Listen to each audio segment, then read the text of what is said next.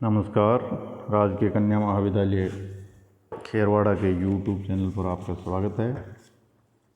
मैं सोहनलाल सहायक आचार्य हिंदी साहित्य। आज हम जिस टॉपिक का अध्ययन करने जा रहे हैं वो टॉपिक का नाम है कबीर का रहस्यवाद, और ये टॉपिक बीए फाइनल ईयर प्रश्न पत्र फर्स्ट इकाई फर्स्ट का है।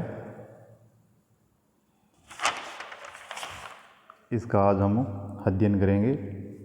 कबीर का रहस्यवाद समझने से पहले हम रहस्यवाद क्या है इस चीज़ को समझेंगे, और रहस्यवाद क्या है, कितने प्रकार का होता है, इन बिंदुओं को समझते हम कबीर के रहस्यवाद को समझने की कोशिश करेंगे। हिंदी साहित्य का जो इतिहास है उसमें रहस्यवाद एक निरंतर और महत्वपूर्ण प्रसंग रहा है, जो आदि काल की नाथ एवं सिद्ध परंपरा से शुरू होकर भक्ति काल में कबीर तक, पुनः छायावाद से लेकर पुनः आगे के सृजनात्मक रहस्यवाद तक व्याप्त है। इस दीर्घ परंपरा में जिस कवि को लेकर सबसे अधिक विवाद हुआ है उसमें कबीर मुख्य है। कबीर के रहस्यवाद को लेकर अलग अलग विद्वानों के अलग अलग मत है। उन्हीं मतों के संदर्भ में आज हम इसका अध्ययन करेंगे, क्योंकि कबीर किसी साधना पद्धति के एकांतिक मार्ग को न अपनाकर सभी संभव मार्गों को समेट लेते हैं। मतलब जो कबीर की साधना पद्धति है वो बहुश्रुत है। कबीर खुद पढ़े लिखे नहीं थे, न ही उन्होंने शास्त्रों का अध्ययन किया था, बल्कि सत्संग और अपनी बहुश्रुतता के कारण उन्होंने विभिन्न जो संभव मार्ग थे उनको अपनाया, और इस संश्लिष्ट साधना पद्धति में जो रहस्यवाद आया है उसमें भावनात्मक और साधनात्मक दोनों ही रहस्यवाद शामिल है। अब रहस्यवाद कहते किसको है, इसके बारे में शुक्ल जी ने जो परिभाषा दी है आचार्य रामचंद्र शुक्ल के अनुसार, ज्ञान के क्षेत्र में जिसे अद्वैत कहते हैं, भावना के क्षेत्र में वही रहस्यवाद कहलाता है। अर्थात ज्ञान अद्वैत है और भावना के क्षेत्र में जब इस अद्वैत की अनुभूति होती है तब रहस्यवाद पैदा होता है। दो सत्ताओं के परस्पर रागात्मक संबंध की गहराई से रहस्यवाद पैदा होता है। इसलिए आत्मा एवं परमात्मा एक ही सत्ता की भिन्न अभिव्यक्तियां हैं, और उस विराट के प्रति आकर्षण के भाव से प्रेरित होकर जब अभिव्यक्ति की जाती है तब रहस्यवाद निर्मित होता है। इसलिए रहस्यवाद की मूल प्रकृति भावात्मक है। एक अन्य स्थान पर शुक्ल जी कहते हैं कि ज्ञात के द्वारा अज्ञात के प्रति प्रणय निवेदन की प्रक्रिया से रहस्यवाद का जन्म होता है। रहस्यवाद निर्गुण ब्रह्म के प्रति सगुण साधक द्वारा किया गया प्रणय निवेदन है। कहने का तात्पर्य ये है कि रहस्यवाद आत्मा और परमात्मा दोनों का मिलन है। दोनों में किसी प्रकार का द्वैत नहीं है। जब कोई भी साधक अपनी साधना द्वारा या भावनात्मक प्रणयानुभूति ईश्वर निवेदन द्वारा उस विराट सत्ता से एकत्व प्राप्त करने की कोशिश करता है, मतलब उस विराट सत्ता से एक होने की कोशिश करता है, तभी भावनात्मक रहस्यवाद का जन्म होता है या रहस्यवाद का जन्म होता है। डॉक्टर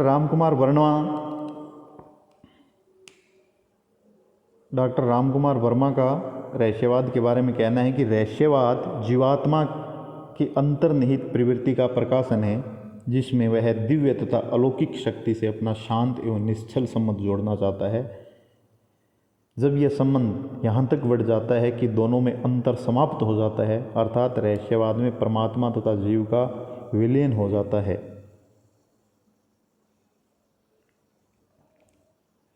रामकुमार वर्मा का कहना है कि रहस्यवाद क्या है, जीवात्मा या साधक की एक अंतर्निहित प्रवृत्ति है जिसके माध्यम से वह अपना जो संबंध है उस विराट दिव्य और अलौकिक शक्ति से अपना विराट संबंध जोड़ना चाहता है, उससे एक होने की कोशिश करता है,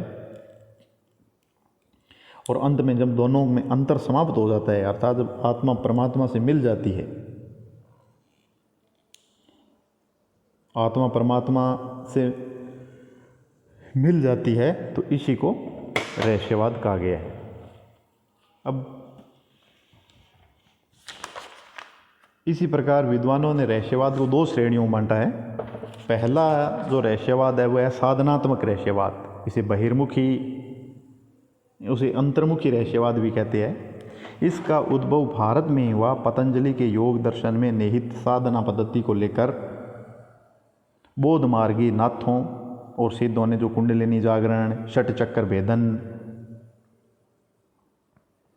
ईड़ा, पिंगला और सुषुम्ना नाड़ी का एकत्व करके कुंडलिनी को ऊर्ध्वमुखी कर कुंडलिनी का महाकुंडलिनी जो सहस्रार चक्र होता है उसे मिलन करा देना ही साधनात्मक रहस्यवाद है और इससे निर्वाण की प्राप्ति होती है, ये माना गया है। तो ये जो रहस्यवाद है इसको साधनात्मक रहस्यवाद कहा जाता है। इस रहस्यवाद में आत्मा को परमात्मा से मिलन कराने के लिए विभिन्न प्रकार की साधनाओं का प्रयोग किया जाता है जो अत्यंत कठिन है। और दूसरा है भावनात्मक रहस्यवाद, जिसे बहिर्मुखी रहस्यवाद भी कहते हैं। भावनात्मक रहस्यवाद के कुछ सीमित संकेत चाहे उपनिषदों में मिलते हो अद्वैत के माध्यम से, पर इसका वास्तविक विकास ईसाई, यहूदी और इस्लाम धर्मों में हुआ, क्योंकि इन धर्मों में ईश्वर न केवल अमूर्त है बल्कि उसके साथ प्रेम का संबंध तथा एकत्व की अनुभूति भी अस्वीकार्य है। इसलिए इन धर्मों में कुछ विद्रोही व्यक्तियों ने ईश्वर से प्रेम करने का संबंध व मार्ग अपनी चरम भावनात्मक अनुभूतियों के आधार पर तय किया, जिसे भावुकता की चरम स्थिति में मनुष्य तथा ईश्वर के संबंध में एकत्व की अनुभूति होती है।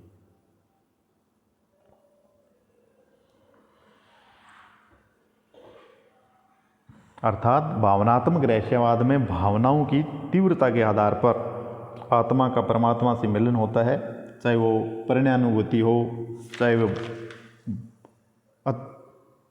भावनाओं की चरम कोटि हो, उनका प्रयोग कर आत्मा परमात्मा का मिलन होता है। जीवात्मा और परमात्मा की परिणय अनुभूतियों की अभिव्यक्ति भावनात्मक रहस्यवाद में की जाती है।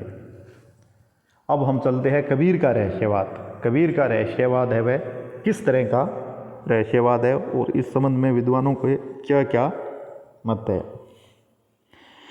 कबीर की जो परवरिश हुई सबसे पहले पारिवारिक परवरिश, उस परवरिश में कबीर पर नाथ और सिद्धों के जो साधना पद्धतियों था उनका बहुत प्रभाव था।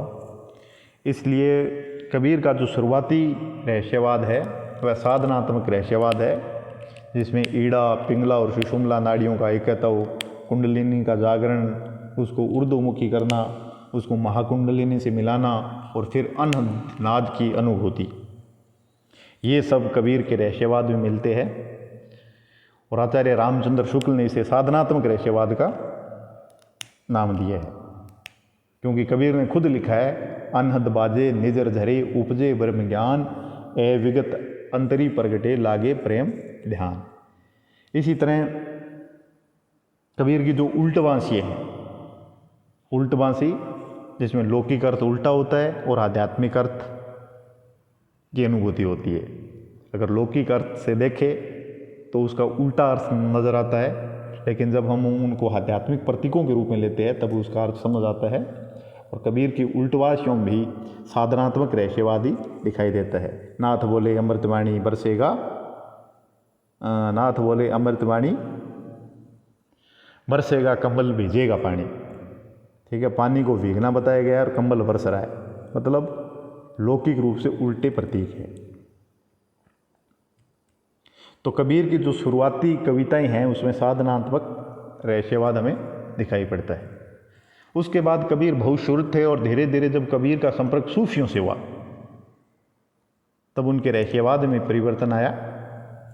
और सूफियों ने जो रहस्यवाद अपनाया था वो एक तरह का भावनात्मक रहस्यवाद ही है, क्योंकि इस्लाम धर्म में कोई भी बंदा है वो प्रत्यक्ष ईश्वर से अपना संपर्क स्थापित नहीं कर सकता। इसलिए सूफियों ने एक परंपरा अपनाई, उन्होंने परिणय निवेदन या भावनाओं की तीव्रता के आधार पर अपना ईश्वर से संबंध स्थापित किया और एक भावनात्मक रहस्यवाद का जन्म हुआ। कबीर जब सूफियों के संपर्क में आए तो कबीर के काव्य में ये जो रहस्यवाद दिखाई देता है वह एक तरह का भावनात्मक या भावात्मक रहस्यवाद है, जिसे बहिर्मुखी रहस्यवाद भी कहते हैं। क्योंकि यहाँ कबीर की जो रहस्यानुभूति है वह शब्दातीत है, अतः उसे केवल हृदय में रखना चाहिए, क्योंकि उनके विलक्षण कारणों के कारण लोग उस पर विश्वास नहीं करेंगे। इसलिए कबीर ने उस गुरु की वंदना की है जो अनंत दर्शन कराने वाली अनंत दृष्टि का उद्घाटन करता है। अर्थात कहने का मतलब ये है कि जो भावनात्मक रहस्यवाद है उसके 4 चरण हैं। पहला चरण है जिज्ञासा। जिज्ञासा का मतलब है जो एक विराट सत्ता है उसके प्रति एक जिज्ञासा होनी चाहिए, उसके प्रति एक आस्तिक भाव होना चाहिए। जब तक जिज्ञासा या आस्तिक भाव नहीं है तो हम उस विराट सत्ता की कल्पना नहीं कर सकते, और ये जिज्ञासा का भाव कबीर की कविताओं में मिलता है। दूसरा है ईश्वर के प्रति दृढ़ धारणा, मतलब एक प्रकार की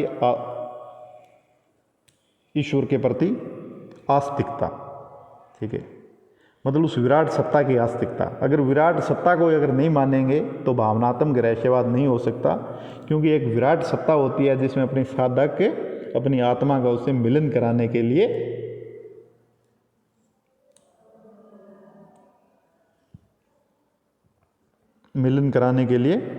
विरह की अवस्था का अनुभव करता है। तो इसकी तीसरी अवस्था होगी विरह की अनुभूति, और विरह की अनुभूति के बाद चौथी है मिलन की अनुभूति। हम दोबारा इसको रिपीट करते हैं। भावनात्मक रहस्यवाद के 4 चरण हैं। पहला जिज्ञासा, दूसरा ईश्वर के प्रति दृढ़ धारणा, तीसरा विरह की अनुभूति, और चौथा है मिलन की अनुभूति। कबीर साहित्य में ये चारों चरण मिलते हैं। इन चारों चरणों का हम अध्ययन अगले वीडियो में करेंगे। आज के लिए इतना ही। आज आपने जो इस वीडियो में समझा उसमें रहस्यवाद क्या है, शुक्ल जी के रहस्यवाद के बारे में क्या विचार है, डॉक्टर रामकुमार वर्मा के रहस्यवाद के बारे में क्या विचार है, उसके बाद में आपने पढ़ा रहस्यवाद कितने प्रकार का होता है। रहस्यवाद 2 प्रकार का होता है, साधनात्मक रहस्यवाद और भावनात्मक रहस्यवाद।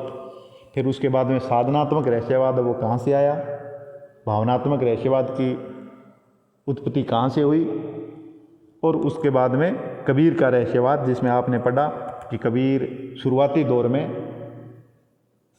साधनात्मक रहस्यवादी थे, क्योंकि उन पर बौद्ध और सिद्ध परंपरा का प्रभाव था, और जो ही कबीर सूफियों के संपर्क में आए तभी उनका जो रहस्यवाद है वो भावनात्मक रहस्यवाद में बदल गया, जिसमें कबीर ने प्रेम और प्रणय निवेदन वीरानुभूति के माध्यम से अपना रहस्यवाद दिया, और अपनी आत्मा का परमात्मा से वो मिलन कराने के लिए दिखाई देते हैं। तो अगले वीडियो में हम कबीर का जो भावनात्मक रहस्यवाद है उसके 4 चरण हैं, कबीर की कविता से उदाहरण लेकर समझेंगे। आज के लिए इतना ही। धन्यवाद।